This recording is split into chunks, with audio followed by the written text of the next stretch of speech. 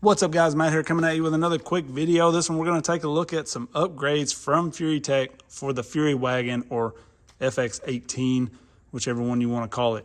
This is my Fury Wagon. I've changed it a little bit, ditched the stock body, kind of made it my own. If you haven't watched the channel, you should be, because I did a lot with this, and I got a video up just kind of talking about some of the stuff I've done to it. Mostly just made this body fit and moved things around a lot, but I kind of like how it sits now. I like where it's at, how it's performing. I ran the dog snot out of it down in Gatlinburg and was pretty hard on it, and it did really well. So a couple of these mods I'm not going to be using. Let's talk about those real quick. This one is the Beetle chassis.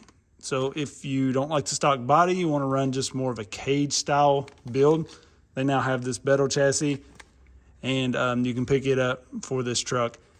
I'm not huge on the Beetle. Like, I actually really liked it in person much better than I did the pictures, but I don't want to install this because I like the way this is sitting, okay? So I'm not going to be running that one for now. Maybe I'll pick up another Fury Wagon. We've got some high clearance links, which I'm very excited about. So I'm definitely going to be putting these high clearance links on. Probably just the bottoms. I do that a lot because that's all I really care about, is gaining the high clearance. And I leave the plastic for the top because it's lighter, for one. And then you've got the aluminum skid that I guess comes with this. I'm not going aluminum skid. I prefer plastic. You know, I'm not a huge fan of the way this skid is with the links mounting at the bottom, but I would much rather have plastic there than aluminum. That's me, personal preference. But I'm excited about these links, so I'm going to be installing those bottom links. Definitely excited about this steering link, so we're going to be putting that on because the stock one is plastic and it's not terrible, but you know, it's going to be much better with the metal one on there. We've got a bearing kit, which is a very good upgrade, just to get everything on bearings. And then we've got some brass, and this is nice because this is actually exactly what I did to this truck. One of the first things I did to this, you'll see, is I have aluminum, or actually I think these may be brass on the inner also. I can't remember, but I used some inner and outer portal covers. I have brass on the outer to get a little weight. Can't remember if I did brass on the inner. I think they may be brass also. This set comes with an aluminum inner here, which is kind of important because I mentioned before on these and the FCX24, I have had this strip out on the plastic because if you put a better servo in here, you get better steering links. That takes the abuse. That screw starts to back out just a little bit on the plastic, and then it wallers that hole out. So I normally go aluminum or brass on the inners to get that replaced, and then a brass outer. So we've got a really nice looking aluminum here and the brass outer cover to go with it. So that's really nice. And all of this just, you know, offered from Furitek. So I will try to link this stuff in the description. I don't know. I normally kind of wait and get my Furitek stuff if I can from A-Main. I'm an A-Main guy, and I really like A-Main. I get my stuff quick from them. But this stuff's probably not on there yet, so I'll have to see if it's on like the Furitek USA or something like that, or Furitek.com, obviously. I'm going to get started throwing these links on, and then we'll just kind of talk about the links and stuff. Obviously, the knuckles is something that I did already. These are the ones for the CR18P. They work as well, so you can pick up the same ones wherever you want. I think these are like RC all-wheel drive brand or something like that, and they look basically the exact same as the Furitek ones here. So definitely a couple cool upgrades that they're offering. I did talk to them, and we are going to be getting Overdrive soon, hopefully. So that was really what I wanted. This thing needs a little overdrive in the front. These axles are solid. We just need some overdrive. So they are working on portal gear overdrive, I do believe. So hopefully that will be coming soon. Let's get these links on, and then we'll just go run this thing a little bit so you guys can see it run. After stressing out that I had to use the aluminum skid instead of the plastic one, I'm kind of glad that I did. I mean, so you gain this hang up point right here that I don't really like, but that's pretty much the case with this skid, period. The stock one, same way. The way these are made is just not good.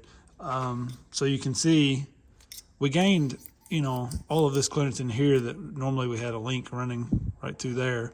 So we're gaining that, but we're kind of adding a point here that we're going to hang up on. So I'm not a huge fan of this skid or how long this chassis is right here.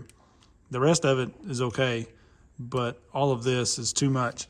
I really wish we could get companies to design stuff like this. This is what we want.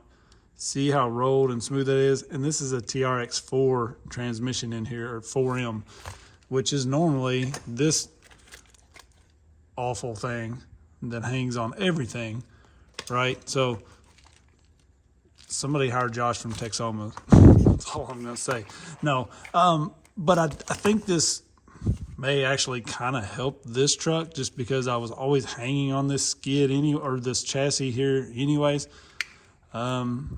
So I mean, it just adds that center point, hopefully, that we can get over. I do really like the links. You will need to replace the rod ends on your shocks and put the ball stud in here instead of using the double mount system that these have. I got them bagged up already, but the way your link and shock mount onto the same little ball stud thing here, maybe you can see that. Link goes here, shock goes here. So you'll just have to do it like this. They do include the longer screws that you need and the spacer that you need as well. So overall, I really like these links. They look great. They're going to be stronger. The aluminum skid's going to be stronger. That's an issue. I had already cracked one end of this skid here. It's just a weak point on these. The design of these is not good. So this aluminum will be stronger. I do like plastic. Normally it slides better, but this is definitely going to be stronger, and paired with the links, I think it's going to work pretty well. And then obviously this steering link looks much better. Not only is it just stronger, it just looks a lot better. It looks so much, not as cheap. It just looks meatier, tougher. So I'm very excited to have this stuff installed. The bearings are something I'll have to tear into at some point. If I have an issue, I probably won't even bother until I've noticed something giving me problems. But I got some good parts for another Fury Wagon. Let's go run it. Just see how she runs. Also want to mention that Furitek is now offering the brushless combo in this, the motor and ESC for the SCX24 for $90. It has the brushless ESC, motor, and motor mount that you need for the SCX24 for $90. That's insane. Now they do recommend this is a 2S system only. I run 3S in this one all the time. But if you're going to do that, just know they're probably not going to warranty it if you burn it up.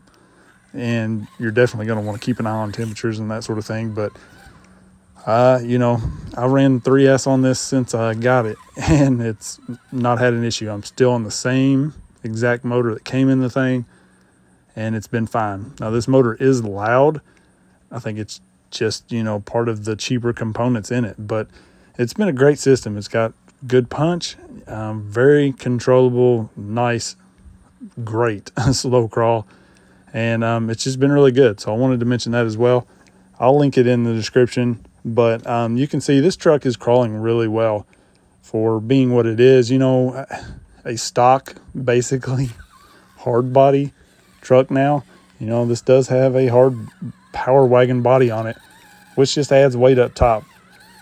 I do have the brass in the front now, and the rest of this truck is really just kind of how it comes. I moved some things around, changed the wheels and tires, and I've threw a few little accessories on the back which don't help my weight at all, but I really like the way this is running.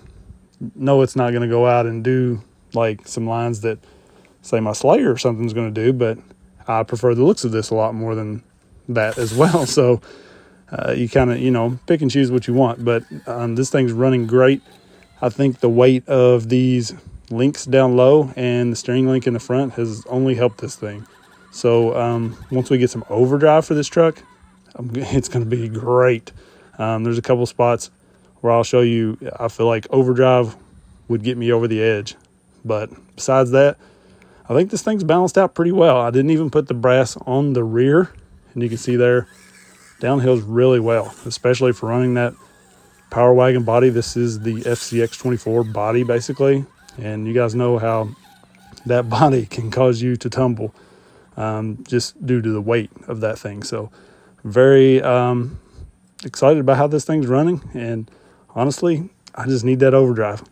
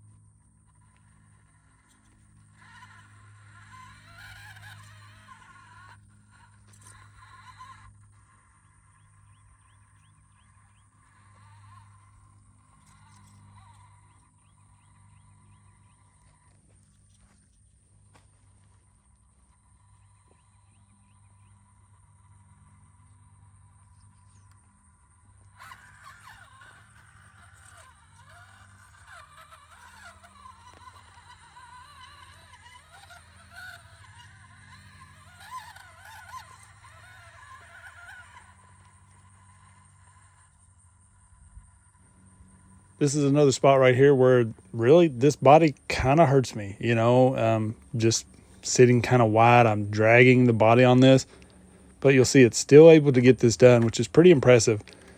Overdrive definitely helps in a spot like that, a spot where you can pretty easily get your front up onto something, but maybe can't quite get the rear to start because it loops you out. The overdrive definitely helps in those sort of situations. And then coming up here in the next clip, you'll see trying to go just up and onto this rock right here.